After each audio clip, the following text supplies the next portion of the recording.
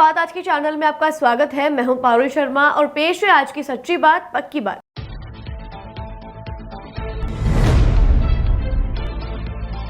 अजमेर के एक रेलवे अधिकारी को लुभावनी स्कीम से ठगा 1 करोड़ 18 लाख की हुई धोखाधड़ी।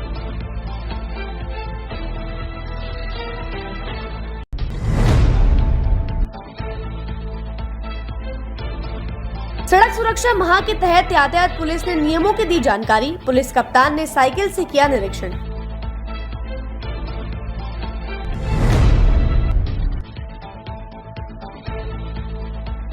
बैंक की किश्त नहीं चुकाने पर महिला और उसके पति के साथ मारपीट। बैंक कर्मचारियों के खिलाफ हुआ मुकदमा दर्ज।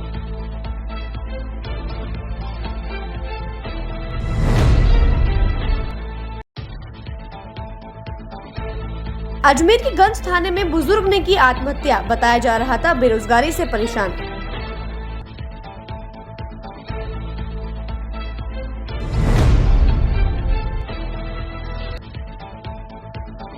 आदर्श नगर थाना क्षेत्र में पिकअप ने महिला को मारी टक्कर, टूटी कई हड्डियां।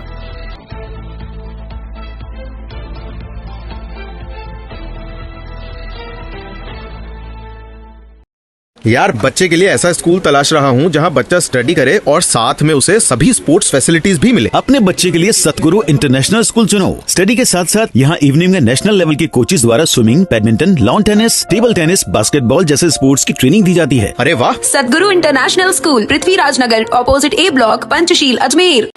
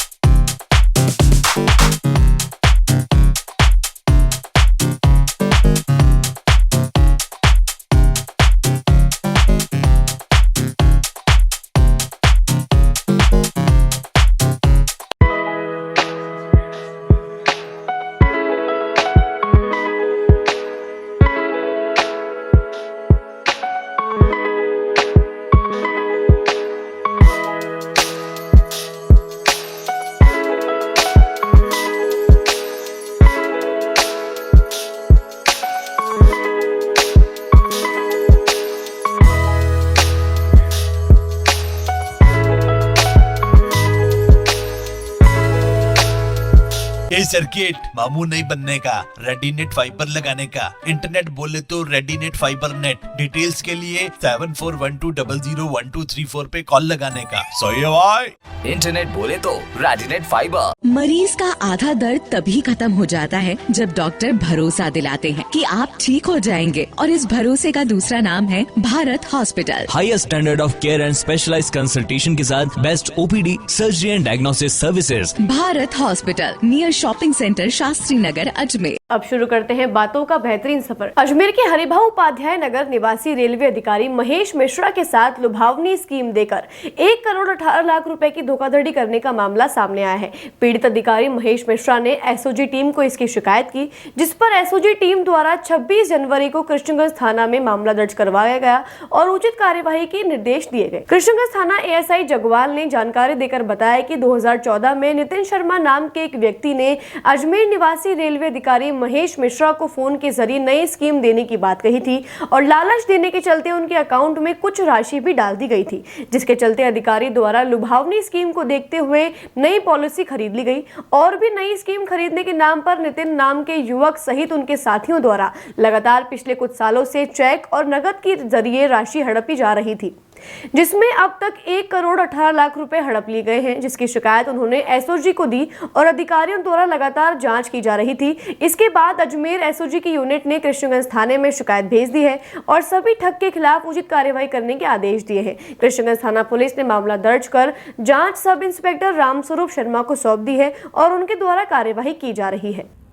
कल 26 तारीख को थाने पे मुकदमा दर्ज हुआ, जिसमें एसओजी के द्वारा परिवाद आया था, जिसकी जांच एसओजी वाले कर रहे थे। जांच करने के बाद उन्होंने परिवाद को थाने पे भेज दिया, जहां मुकदमा रजिस्टर्ड हुआ है। मुकदमे का नंबर है 40/2023, धारा 420, 406 और 120B आईपीसी में दर्ज हुआ है। इसमें परिवादी श्री महेश मिश्रा जी है, निवासी है हरिभाऊ उपाध्याय नगर अजमेर, और ये अभी कार्यालय अधीक्षक मंडल भंडार उत्तर पश्चिम रेलवे में कार्यरत है। इनके साथ 2014 से अक्टूबर 2014 से लेकर आज तक ठगी की वारदात हो रही है। इसमें इनको पॉलिसी, इंश्योरेंस पॉलिसी करने के नाम पर, कभी मकान का लोन देने के नाम पर, और अलग अलग पॉलिसी, जैसे अलग अलग कंपनियों के पॉलिसियाँ देने के नाम पर इनके साथ ठगी हो रही है। कुल 1 करोड़ 18 लाख रुपए की इनके साथ ठगी हो चुकी है। कौन सी कंपनी? जो कंपनी के नाम से पॉलिसियाँ देने की बात की थी, बाकी जो उनको पॉलिसी किसी ने दी नहीं है, पॉलिसी के नाम पर ठगी करते रहे। मकान के लोन दे दिया, 0% पे लोन किया ठगी की रिलायंस कैपिटल से, और सभी टाटा अलग अलग जो पॉलिसियाँ जितनी भी है ना, उनकी पॉलिसियों के नाम पर उनसे ठगी करते रहे। बार बार उनको प्रलोभन देते रहे। पहले तो जब इन्होंने पैसे का वापस तकाजा किया, पैसे मांगे उनसे, तो इनको जो पैसे इन्होंने दिए थे बारी बारी समय समय पर अलग अलग टाइम पे, उनकी किसी की रसीद नहीं दी उन्होंने। ऑनलाइन भी हुआ, केस में भी हुआ। जैसे पॉलिसी कर दी तो पॉलिसी के इनको कहा कि आपकी जो पॉलिसी है वो निरस्त हो चुकी है, तो इन्होंने 27,000 की पॉलिसी थी, तो उन्होंने 35,000 रुपये डाल दिए। तो इनको विश्वास हो गया कि यार वास्तव में पैसे आ रहे, भेजे हैं उसने, तो आदमी सही है। फिर उससे अलग अलग पॉलिसी है उसने कि ये पॉलिसी ले लो, ये ले लो, ये 3-4 पॉलिसियों का प्रलोभन दिया, फिर मकान के लोन के नाम पर प्रलोभन दिया, यूँ करके बातों में आ गए। नाम से जानते हैं, इनके पास फ़ोन नंबर है उनके, यही अनुसंधान चल रहा है अभी। क्या नाम बताया तुमने? अलग अलग नाम बताए इन्होंने। इसमें कोई निधि गुप्ता है, उससे पहले नाम बता रहे हैं ये नितेश शर्मा नाम का व्यक्ति दिल्ली से, जिसका फ़ोन आया। अलग अलग नाम के इनके संपर्क करते गए और इनको अलग अलग आगे बढ़ाते हैं। आगे क्या रहेगा इसमें? श्री रामस्वरूप जी सब इंस्पेक्टर हैं, उनको जांच दी है और वो अनुसंधान कर रहे हैं। जिला पुलिस अधीक्षक चुनाराम जाट के निर्देशन में बनाए जा रहे सड़क सुरक्षा अभियान के तहत आज यातायात पुलिस द्वारा यातायात नियमों की जानकारी देते हुए यातायात नियमों की पालना करने के लिए जनता को प्रेरित किया गया। साथ ही यातायात नियमों के उल्लंघन के कारण होने वाली परेशानियां तथा दंड कार्यवाही की जानकारी दी गई। यातायात विभाग टीआई निरपत राम ने जानकारी देकर बताया कि सुरक्षा माह के तहत बुलेट, पावर बाइक या अन्य वाहनों पर अगर साइलेंसर्स मॉडिफाइड किए गए हैं तो उनके विरुद्ध लगातार कार्यवाही की जा रही है, जिसमें अब तक 10 से 12 गाड़ियां जब्त कर ली गई हैं। आपको बता दें कि इस कार्यवाही के दौरान जिला पुलिस अधीक्षक चुनाराम जाट द्वारा साइकिल पर सवार होकर शहर में जहां जहां चेक पोस्ट लगाए गए हैं उन सब जगह का निरीक्षण किया गया। जो ये सप्ताह चल रहा है यातायात सुरक्षा सप्ताह, उसके तहत भी कार्रवाई कर रहे हैं। तो जैसे अपने बुलेट मोटरसाइकिल है या कोई पावर बाइक है जिनके साइलेंसर मॉडिफाई किए हुए हैं या गाड़ी मॉडिफाई की हुई है, उनके विरुद्ध भी कार्रवाई कर रहे हैं। और ये आगे भी कार्रवाई जारी रहेगी। अभी तक 10-12 गाड़ियां पकड़ी है और भी निरंतर कार्रवाई जारी रहेगी। नहीं, वो तो आदेश है, उनके मुताबिक कार्रवाई कर रहे हैं। मौके के अधिकारियों का आदेश समझाइश भी कर रहे हैं जगह जगह, जैसे स्कूलों में जाकर के जानकारी दे रहे हैं, चौराहों पर जानकारी दे रहे हैं, समझाइश भी की जा रही है, जानकारी भी दे रहे हैं यातायात में। अजमेर नगरा निवासी एक युवक के साथ लोन संबंधी मामले को लेकर बैंक कर्मचारियों द्वारा हाथापाई करने का मामला सामने आया है। हाथापाई के दौरान बीच बचाव करने आई युवक की पत्नी का मिसकैरेज हो जाने पर युवक व उसकी पत्नी ने बैंक कर्मचारियों के खिलाफ अलवर गेट थाने में मुकदमा दर्ज करवाया है। पीड़ित ब्रजेश ने जानकारी देकर बताया कि IDFC बैंक मैनेजर व अन्य कर्मचारियों के साथ 23 जनवरी को लोन की किस्त देने के नाम पर कुछ अनबन हो गई थी, जिसे लेकर बैंक मैनेजर और उनके सहयोगियों द्वारा उनके साथ हाथापाई की गई थी। उन्होंने बताया कि उनका समूह लोन चल रहा था, जिसकी मात्र 2 ही किस्त बची थी और वह मार्च में कंप्लीट होने वाली थी, लेकिन बैंक द्वारा 2 महीने पहले ही सारी किस्त जमा करवाने की बात कही गई, जिसे लेकर उनका झगड़ा हो गया। इस दौरान लड़ाई शांत करवाने आई उनकी पत्नी को बैंक महिला कर्मचारी दीपा गुर्जर ने धक्का दे दिया, जिसके चलते उनकी पत्नी की तबीयत खराब हो गई। जब 24 जनवरी को उन्होंने डॉक्टर से सलाह मशवरा कर जांच करवाई तो सोनोग्राफी रिपोर्ट में महिला के 2 महीने के बच्चे का मिसकैरेज होना बताया गया, जिसे लेकर उन्होंने अलवर गेट थाने में हाथापाई करने वाले आरोपियों के खिलाफ रिपोर्ट दर्ज करवाकर उचित कार्यवाही की मांग की है। ये इंडियन ओवरसीज बैंक का मामला है सर। अपने रोड पे यहाँ पे मेरे से हाथापाई हुई थी। IDFC बैंक के अंदर 4-5 कर्मचारी हैं, जो मैनेजर ओम प्रकाश शर्मा और उनके साथ में दीपा गुजर और राजू जी, और उनके साथ में 3 जने और थे। उन लोगों ने मेरे साथ हाथापाई करी। यहाँ पे हाथापाई करने के बाद मेरी मिसेज मेरे साथ में आई, उनने क्या नाम से मेरा बीच बचाव करा, तो दीपा गुजर ने उनको मुंह पकड़ के उनको गिरा दिया, उनको पेट में लात मार दी। तो इस वजह से मेरा बच्चा था 2.5 महीने का, तो वो मिसकैरेज हो गया। ये 23 जनवरी की घटना है, जिसमें 24 तारीख को मैंने डॉक्टर साहब को दिखाया था विजय हॉस्पिटल, हमारी डिस्पेंसरी है, वहाँ पर दिखाया था सरकारी हॉस्पिटल में। तो उनने लिख के दिया था कि सोनोग्राफी कराइए आप। हाँ, तो भाई क्यों हुई थी? ये लोन के चक्कर में हुई थी सब। 2 किस्त थी मेरी, जिसमें मार्च को खत्म होना होता है, लेकिन इनने 2 महीने पहले ही मेरे से एडवांस मांगी। नहीं, महिला समूह प्राइवेट बैंक नहीं जी, प्राइवेट है नहीं तो? हाँ, प्राइवेट ही है सर। ये कितना साल हो गया आपको लोन? ये मेरे को 2.5-3 साल से ज्यादा हो गया, और सिर्फ 2 किस्त बची हुई थी, उसके अंदर नोटिंग करी इन लोगों ने। कौन से थाने में कराया? अपने अलवर थाने पर करवाया था साहब। मैं सबका तो नाम जानता नहीं, मैं 3 लोगों का नाम जानता था, तो मैंने अलवर थाने पर दे दिया। बाकी 3 जने और थे इनके साथ में, एक मोटे से इंसान थे और 2 जने और थे। इतनी घटना ये इंडियन ओवरसीज बैंक के सामने। अजमेर के गंज थाना क्षेत्र में रहने वाले बुजुर्ग ने घर पर फांसी का फंदा लगाकर अपनी जीवन लीला समाप्त कर ली। मानसरोवर कॉलोनी निवासी मुन्ना लाल जैन 54 वर्षीय ने घर की छत पर रस्सी से फांसी का फंदा बनाकर सुसाइड कर लिया। परिवार के लोगों ने जब फंदे पर लड़का देखा तो घर में हड़कंप मच गया। परिवार के लोग बुजुर्ग को हॉस्पिटल लेकर पहुंचे, जहां डॉक्टर्स ने उसे मृत घोषित कर दिया। अस्पताल प्रशासन के द्वारा गंज थाना पुलिस को इसकी सूचना देकर बॉडी को मोर्चरी में शिफ्ट करवाया गया। प्रारंभिक जांच में सामने आया है कि बुजुर्ग नशे का आदी था और काफी समय से बेरोजगार था, जिसके चलते अवसाद में आकर ये किया गया है। सुसाइड के अन्य कारणों की जांच गंज थाना पुलिस करने में जुट गई है। ये मुन्ना लाल जी जैन है साहब, ये क्या नशा करते थे, नशे के अंदर इन्होंने सुसाइड कर लिया फांसी लगा के। कहाँ पर? अपने घर पर? हाँ, घर पे ही, ऊपर छत, घर पे छत पे ये रस्सी से लगाई और वो लोहे की सीटियों पे लटके। शादीशुदा है, 4 बच्चे हैं। कारण क्या है? नशा करते थे। ये कुछ नहीं करते। अच्छा, कुछ भी नहीं करते? नहीं, कुछ नहीं करते थे, घर पे रहते थे। कौन से थाने में लगता है आपको? अलवर, ये गंज। हाँ, पोस्टमार्टम हो गया। आप क्या लगते हैं? मैं उनका मिलने वाला हूँ, रिश्तेदारी में। मुन्ना लाल जी जैन। माखूपुरा स्थित राजस्थान इंडस्ट्रीज कंपनी में काम करने वाली एक महिला पर पिकअप गाड़ी चढ़ाने का मामला सामने आया है। बताया जा रहा है कि पीड़िता मोहिनी 54 वर्षीय शुक्रवार दोपहर करीब 2:30 बजे फैक्ट्री में अपना काम कर रही थी। उसी वक्त एक पिकअप चालक ने रिवर्स लेते हुए उसके ऊपर पिकअप चढ़ा दी। टक्कर होने के बाद भी वह पिकअप गाड़ी को पीछे लेता रहा, जिसके बाद आसपास के लोगों ने महिला को जेलन हॉस्पिटल पहुंचाया, जहां जांच के बाद उसकी कमर व कूल्हे की हड्डी टूटना बताया गया, जिसके बाद महिला को भीलवाड़ा हॉस्पिटल रेफर कर दिया गया है। पीड़िता के पति ने आदर्श नगर थाने में रिपोर्ट दर्ज करवाकर उचित कार्यवाही की मांग की है। दिनांक 25/1/24 को दोपहर 2:44 की ये घटना है। राजस्थान इंडस्ट्री फैक्ट्री के अंदर, परिसर के अंदर एक पिकअप गाड़ी माल लेने के लिए आई थी। MP 14G 1710। तो वो आगे खड़ी हुई थी, आगे से जाकर अचानक महिला एक महिला है जो इस फैक्ट्री के अंदर खाना बनाती है।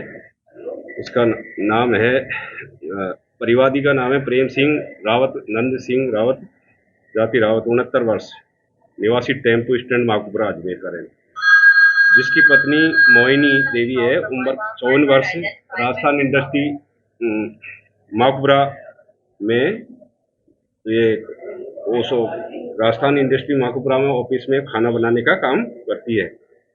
जो दिनांक 25/1/24 को 2:44 पर ऑफिस के सामने बाहर निकली तो अचानक पीछे से पिकअप गाड़ी को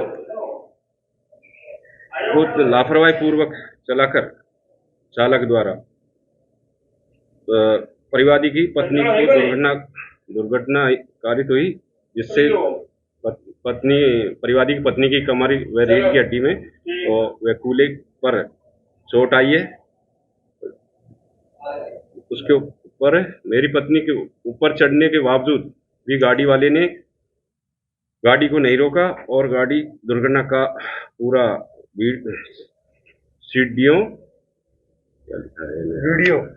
वीडियो कंपनी के सीसीटीवी फुटेज में महिला का नाम है मोहिनी देवी, ये माकूपुरा की है, टेम्पो स्टैंड के पास रहती है। क्या रेफर करा इसको यहाँ से फैक्ट्री वाला जो मैनेजर है इलाज के लिए विक्टोरिया ले गए, विक्टोरिया से वहाँ से सीधा इनको भीलवाड़ा के लिए इलाज करके बताएंगे। जांच आप कर रहे हैं? जांच 1544 प्रकाशन द्वारा की जा रही है। बातों को देते ही छोटा सा विराम, जल्दी मिलते हैं एक नए सफर पर। यार बच्चे के लिए ऐसा स्कूल तलाश रहा हूँ जहाँ बच्चा स्टडी करे और साथ में उसे सभी स्पोर्ट्स फैसिलिटीज भी मिले। अपने बच्चे के लिए सतगुरु इंटरनेशनल स्कूल चुनो। स्टडी के साथ साथ यहाँ इवनिंग में नेशनल लेवल के कोचेज द्वारा swimming, badminton, lawn tennis, table tennis, basketball जैसे स्पोर्ट्स की ट्रेनिंग दी जाती है। अरे वाह! सतगुरु इंटरनेशनल स्कूल, पृथ्वीराज नगर, ऑपोजिट ए ब्लॉक, पंचशील, अजमेर।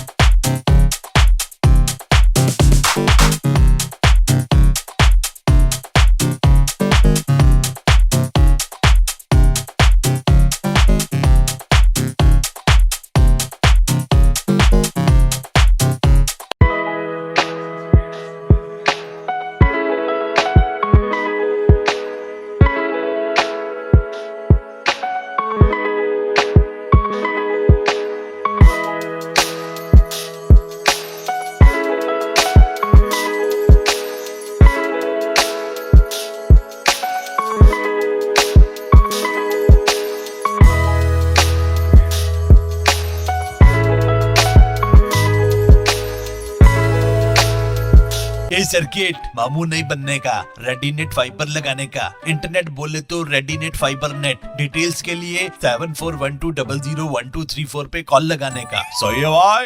इंटरनेट बोले तो रेडीनेट फाइबर। मरीज का आधा दर्द तभी खत्म हो जाता है जब डॉक्टर भरोसा दिलाते हैं कि आप ठीक हो जाएंगे, और इस भरोसे का दूसरा नाम है Bharat hospital. Highest standard of care and specialised consultation के साथ best OPD, surgery and diagnosis services. Bharat hospital, near shopping centre, Shastri Nagar, Ajmer. एक बार फिर आपका स्वागत है। आइए चलते एक नए सफर पर। पुष्कर राजकीय उच्च माध्यमिक विद्यालय में आज वार्षिकोत्सव और पुरस्कार वितरण समारोह कार्यक्रम का आयोजन किया गया, जिसमें नगर पालिका अध्यक्ष शिव स्वरूप महर्षि ने मुख्य अतिथि के रूप में शिरकत की। स्कूल के प्रधानाचार्य ने जानकारी देते हुए बताया कि आज इस वार्षिक उत्सव में कई तरह के सांस्कृतिक कार्यक्रम आयोजित किए गए हैं, जिनमें विद्यालय के सभी लोगों की सहभागिता रही है और शिक्षकों के मार्गदर्शन से बच्चों ने उत्साहपूर्वक आयोजन में हिस्सा लेकर इस कार्यक्रम को सफल बनाया है।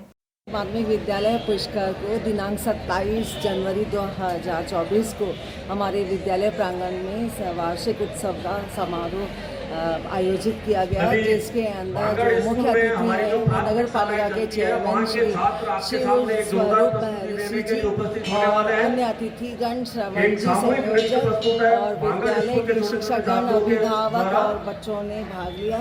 इसमें बहुत अच्छा सांस्कृतिक कार्यक्रम किया गया। विद्यालय में सभी की सहभागिता रही और शिक्षकों के मार्गदर्शन से बच्चों ने पूर्ण उत्साहवर्धन कार्यक्रम में भाग लेकर सांस्कृतिक कार्यक्रम को। प्रेसिडेंसी विद्यालय में गणतंत्र दिवस के अवसर पर वार्षिक खेल दिवस मनाया गया। 26 जनवरी 2024 को प्रेसिडेंसी विद्यालय प्रांगण में गणतंत्र दिवस के उपलक्ष्य में खेल दिवस का भव्य आयोजन विद्यालय के MS सिंघवी खेल मैदान में हुआ। विद्यालय के चेयरमैन GS सिंघवी का मानना है कि स्वस्थ शरीर में ही स्वस्थ मस्तिष्क का निवास होता है। पढ़ाई के साथ साथ विभिन्न खेलकूद गतिविधियों के होने से बच्चे शारीरिक रूप से स्वस्थ और प्रसन्न रहते हैं। नैतिक दृष्टि से खेल कार्यक्रमों से बालक में आत्मनियंत्रण, ईमानदारी, सच्चाई, निष्पक्षता, सहयोगिता, सहनशीलता आदि गुण उत्पन्न होते हैं। यहाँ पर cricket, volleyball, skating, basketball, football आदि का प्रशिक्षण समय समय पर प्रातःकालीन क्रीड़ा के रूप में दिया जाता है। विद्यालय में अत्याधुनिक रोबोटिक्स लैब और स्टेम एक्टिविटी भी समय समय पर करवाई जा रही है। साथ ही dance room, art cafe, adventure park, splash pool, skating rink, basketball court, toy room, adventure park, learning centre आदि नवीनीकरण और नव निर्माण हुआ है। विद्यालय के ह्यूमैनिटी,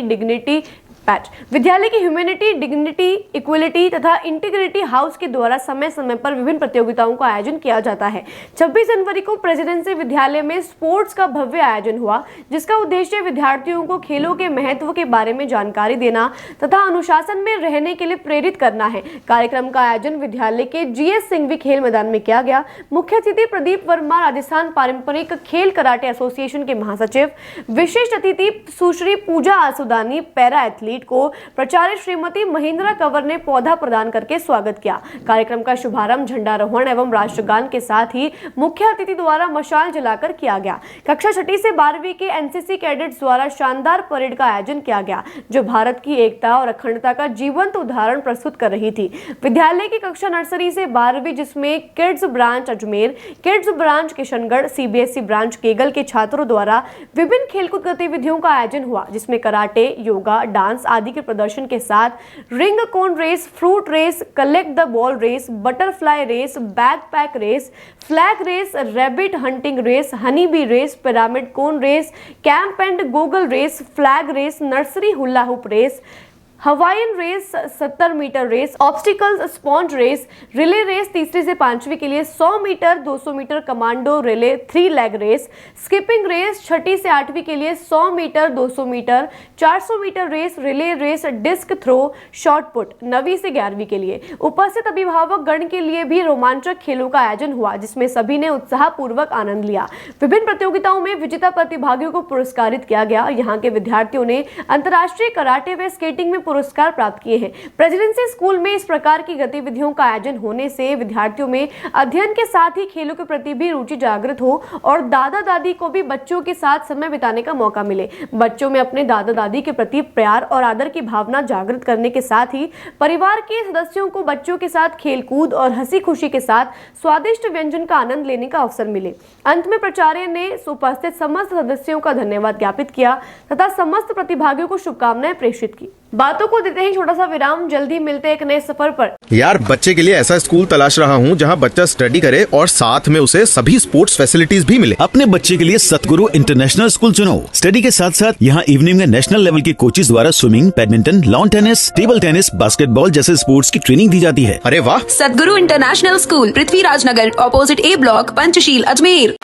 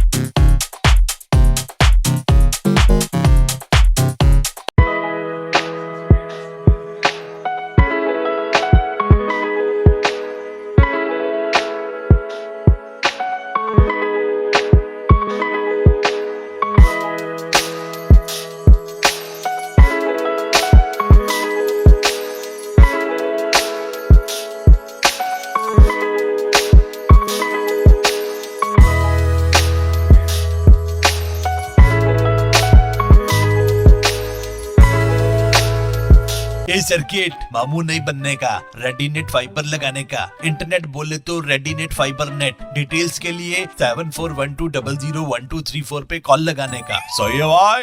इंटरनेट बोले तो रेडीनेट फाइबर। मरीज का आधा दर्द तभी खत्म हो जाता है जब डॉक्टर भरोसा दिलाते हैं कि आप ठीक हो जाएंगे, और इस भरोसे का दूसरा नाम है Bharat hospital. Highest standard of care and specialised consultation के साथ best OPD, surgery and diagnosis services. Bharat hospital, near shopping centre, Shastri Nagar, Ajmer. एक बार फिर आपका स्वागत है। आइए चलते हैं एक नए सफर पर। 26 जनवरी को सुबह के समय अजमेर से जयपुर जा रही सेवा मंदिर में कार्यरत डॉक्टर महिमा शर्मा का किसी अज्ञात व्यक्ति द्वारा पर्स में रखा महंगा मोबाइल फोन चोरी करने का मामला सामने आया है। पीड़ित डॉक्टर ने सिविल लाइंस थाने में चोर के खिलाफ मुकदमा दर्ज करवाया है। डॉक्टर महिमा शर्मा ने जानकारी देकर बताया कि 26 जनवरी को वह जयपुर से अजमेर अपने किसी निजी काम से जा रही थी। बस लेट होने के चलते वह बस स्टैंड पर खड़े होकर बस का इंतजार करने लगी। जब जयपुर जाने वाली वॉल्वो बस स्टैंड पर आई, तब उन्होंने अपना सामान उठाकर बस में रखा और अपने हाथ में पकड़ा हुआ मोबाइल फोन पर्स में रख दिया। इस दौरान उनके साथ एक अज्ञात व्यक्ति भी बस में सवार हुआ। मौका पाकर उसने पर्स में हाथ डालकर मोबाइल चुरा लिया। जब डॉक्टर को इस बात का एहसास हुआ तो उन्होंने अपना पर्स चेक किया तो मोबाइल गायब मिला। मोबाइल नहीं मिलने पर उन्होंने अज्ञात व्यक्ति का पीछा किया, तब तक चोर वहां से फरार हो चुका था। डॉक्टर ने सिविल लाइंस थाना पुलिस को इस घटना की संपूर्ण जानकारी देते हुए मुकदमा दर्ज करवाया है। आपको बता दें कि चोर द्वारा चुराए हुए मोबाइल की कीमत लगभग 60 से 70 हजार रुपए की बताई जा रही है। कल मैं जयपुर जा रही थी, अजमेर से जयपुर वॉल्वो के अंदर जा रही थी, तो मेरी 8:30 बजे की बस थी। मैं वहाँ पे बस में पहुंची तो पता चला बस लेट है 1 घंटा। 9:30 बजे वॉल्वो आई वहाँ पे, तो हम लोग जाके वहाँ पे खड़े हो गए बस के पास में, चेक करे थे हाँ हमारी यही बस है। फिर इसमें हम लोग चढ़े, मैं और मेरी मदर इन लॉ साथ में थे। तो मदर इन लॉ ने मुझे छोड़ दिया, मैं बस में अकेली चढ़ी। ऊपर जैसे ही मैं चढ़ी तो एक लड़का मेरे पीछे पीछे चढ़ा। तो जैसे ही मैं अंदर पहुंची 8 से 10 नंबर सीट के ऊपर मैं खड़ी थी, मैं देख रही थी मेरी 12 नंबर सीट थी। तो मैंने अपना फ़ोन साइड वाले पॉकेट में डाल दिया मेरी जैकेट के। जैसे ही मैंने फ़ोन डाला 1 सेकंड में उस लड़के ने मेरा फ़ोन निकाल लिया। मुझे फ़ील हुआ कि मेरे जेब में किसी ने हाथ डाला। तो जैसे मैं पीछे मुड़ी तो वो लड़का भाग रहा था, ग्रे कलर का उसने जैकेट पहन रखा था, येलो कलर की पॉलीथीन उसके हाथ में थी, वो भाग गया। फिर मैंने देखा कि यार उस टाइम पे मैं थोड़ा घबरा गई, तो मैंने अपना बैग चेक किया कि फ़ोन मेरा बैग में तो नहीं है। फिर मैंने देखा नहीं, इसने निकाल लिया मेरा फ़ोन। फिर मैं उसके पीछे भागी। फिर मैं थोड़ा लेट हो गई, तो उतरने में सवारियाँ भी चढ़ रही थी, तो मैं उतरी, उसके पीछे पीछे गई, इतने में वो गायब हो गया। फिर आगे जाके ढूंढा तो वो नहीं मिला। फिर लोगों से भी पूछा, नहीं मिला। मेरा आईफोन 14 था वाइट कलर का, और कम से कम 60-70 हज़ार रुपये का फ़ोन था वो। हाँ, वॉल्वो जैसी बस, मतलब वॉल्वो मानते हैं कि एक लग्जरी बस है जिसमें आप कंफर्टेबली जा सकते हो और महिलाओं के लिए बेटर रहे, ऐसी बस है वो। पर उस बस में भी इस तरीके की घटना मेरे साथ हो गई है, तो उसमें भी हम सेफ फील नहीं कर रहे हैं। तो इससे बड़ा डिसअपॉइंटमेंट मुझे है। मतलब आज तो मेरे साथ हुआ है, कल को किसी भी आदमी के साथ, किसी भी महिला के साथ ये हो सकता है। तो अब इसके ऊपर आप थोड़ा सा ध्यान दीजिए कि हम फिर किस में ट्रैवल करें। हम रोडवेज़ बस में तो चलो मान सकते हैं कि इस तरह की घटना होना थोड़ा सा स्वाभाविक है, पर वॉल्वो जैसी लग्जरी बसेस में भी अगर ये चीज़ें हो रही हैं तो फिर हम किस में ट्रैवल करें, हम किस में फिर आना जाना।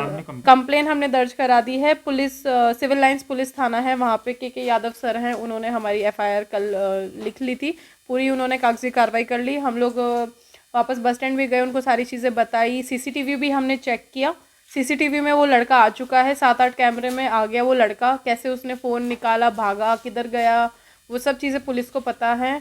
और ट्रैकिंग अभी फ़ोन की नहीं हो पा रही है। कल दिन में फ़ोन चालू हुआ था 1:20 के करीब, फिर 5 मिनट बाद फिर से बंद कर दिया गया था। तो उसकी उस टाइम पे लोकेशन जयपुर सांगानेर एयरपोर्ट के पास में आ रही थी, और अभी कोई उसके ऊपर सोल्यूशन नहीं मिला है। आज के लिए बस इतना ही, कल फिर होगी आपसे मुलाकात, तब तक के लिए दीजिए इजाजत, नमस्कार।